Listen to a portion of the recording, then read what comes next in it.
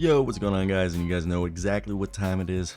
We're 1 month into the NBA season, so obviously all the mainstream media publications have to come out and start doing their monthly MVP rankings and all that good stuff. So I thought, okay, let's react to the NBA Bible Hoops Hypes list because they do a good job of using aggregate and their own, opinion. They're pretty solid with what they do. It's not like I think it's all it be all.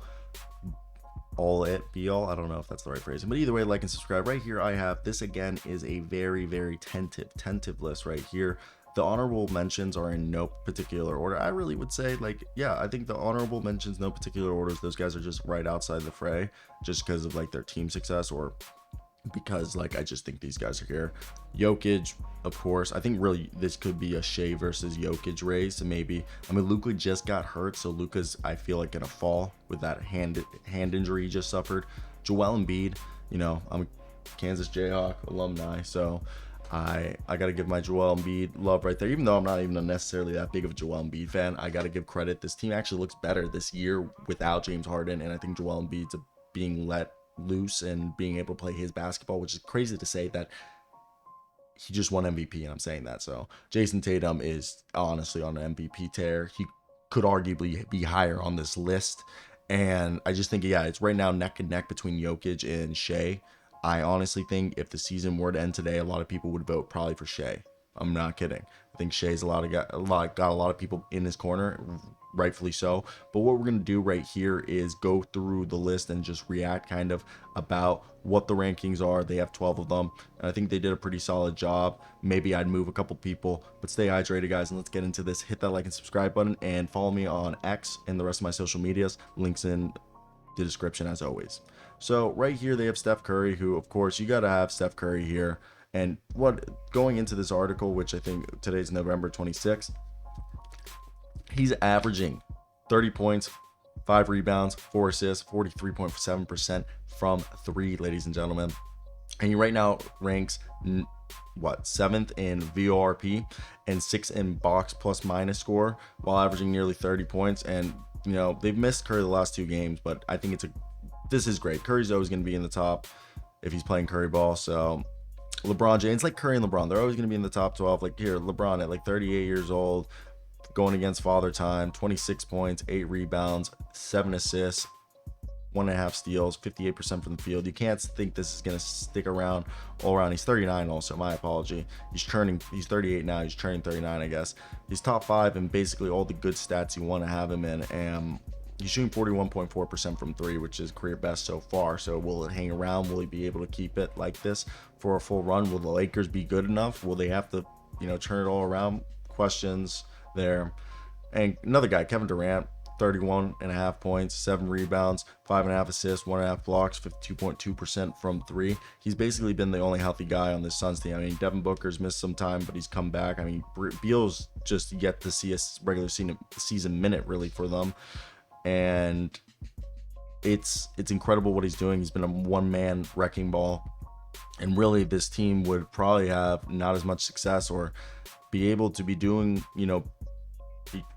be at 9-6 without Durant there. So it's absurd that he's able to take these rotational role players around him. Nothing against Eric Gordon or Yuta Watanabe, Jordan Goodwin, or Yusuf Nurkic and all those guys. I mean, they had illustrious careers. It's just at this point, dude, this is Durant's time. Tyrese Haliburton, he was in my top. I mean, 25 points, 4 rebounds, 12.5 assists. I mean, this team is just so bad without Tyrese Haliburton off the floor. It's absurd. Like, they're number 1 in offensive rating per 100 possessions, and Haliburton so far in 5th in VRP and 3rd in both box plus minus and win shares per 48 minutes. So the lack of defense and the Pacers win and loss record when Haliburton's off the floor just shows how good he is, but I just don't think his team's good enough for him to win it this year. I mean, Tyrese is up here, and this is because his teammate, Mr. Joel Embiid, is literally feasting alongside of him, having a career of the year, looking like Tyrese was the better match than James Harden. They should have maybe never ever traded for James and maybe trade Ben Simmons for somebody else. Maybe. I'm just kidding. They got a lot back, and So far, they're 10-5, and he's averaging 26, 4 and 4, nearly shooting 41% from three. And today's NBA, which 49 players are averaging at least 20 points, it's pretty cool to see that, you know, Tyrese has ascended to this level, playing at an all NBA level. And of course, you guys know I'm a Timberwolves fan. So Anthony Edwards, if our team was like a bit better, I would put him in the top five. And there's sometimes, I will say this, I love Anthony Edwards. I love Ant-Man. He does try to play hero ball or like try to like have MVP moments. And when you look at Anthony Edwards, he's playing some of his best basketball and he can't say anything against it. 26, 5 and 5, 39%. Like, I feel like he can still get better. Okay. And this team is 11-3, first in the West. He should be higher. They're third in net rating. Like, look at this, all the stats they're saying. But yes, he does rank 60th in win shares per 48, 30th in BPM, and 24th in BORP. Like, I love him. I love everything about him. And sometimes the advanced metrics don't make any sense. But I will admit, I think he can be better. And I think there's just like a small maturity thing that needs to come in, and then where he stops hunting for those hero moments and those, you know, highlight reel plays or legacy defining plays, I guess you would say, and the game's going to come naturally to him. Of course, now we move into the top six. Jason Tatum averaging 28 points, 9 rebounds, 4 assists, 1.1 steals per game. Absolute dog. And basically the Boston Celtics are the best team in the NBA right now, and they're outscoring teams by 10 points per 100 possessions on a nightly basis. I feel like this is really the year that Boston's going to come out the East, and if they can get over the Miami Heat and just, man, he's putting up career numbers. He looks like an absolute legend, and I'm very happy for him. My dad's a Boston Celtics fan, so that makes me like, Boston's like my fourth favorite team. Luke, my best friend, he's a huge Boston Celtics fan, so I respect it. I'm not as big as on Giannis. Like, his numbers and stuff are all up because he has to do this. His team isn't that good, okay? And his field goal percentage is insane. And like, I'm not trying to discredit for him, but I just feel like Giannis is just doing the same thing he's always done. But again, I don't want to discredit him because, like, look, he's a guy who the Bucks do rank merely 12th in net rating, and Antetokounmpo is the reason why like this team's a contender and everything. So I don't want to take anything away from them, but I just don't see, you know, as someone who like just trying to get in the heads of the journalists and stuff. That's just not, I just don't see him. Okay, it's just he's doing what needs to be done, and their team isn't that necessarily good. Luka Doncic has his group of guys, 30 points, 8 rebounds, 8 assists, 49%. Like, legit, this team's on paper we didn't think would come out on a 10-5 start. Yeah, they rank 14th in net rating, and their schedule's been pretty easy so far.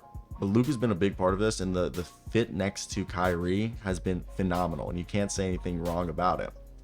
Shea, the Thunder are a top 5 team in the league. You're lying if you don't believe that. 30 points a night, 6 rebounds, 6 assists, 54% from the field, 2.5 steals. They're like the best defensive team and also one of the best offensive team.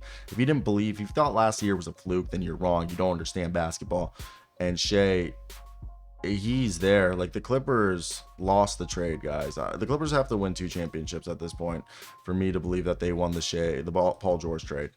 And then Joel Embiid, he's been absolutely fantastic. I would have him a little bit lower because, like, James Harden, he doesn't have to share the ball as much anymore. And he's got Nick Nurse, who's going to make sure he gets the ball and plays through there. I love Nick Nurse. Nick Nurse is one of my favorite coaches. And Joel Embiid's in a great situation. I would have him behind Shea. I just think Shea's a little bit more impressive. And then, of course, Jokic, who's averaging 28 points, almost 13 rebounds, 9 assists, shooting 58% from the field. The guy's been an absolute animal, and he doesn't even have Jamal Murray out there, which is absurd.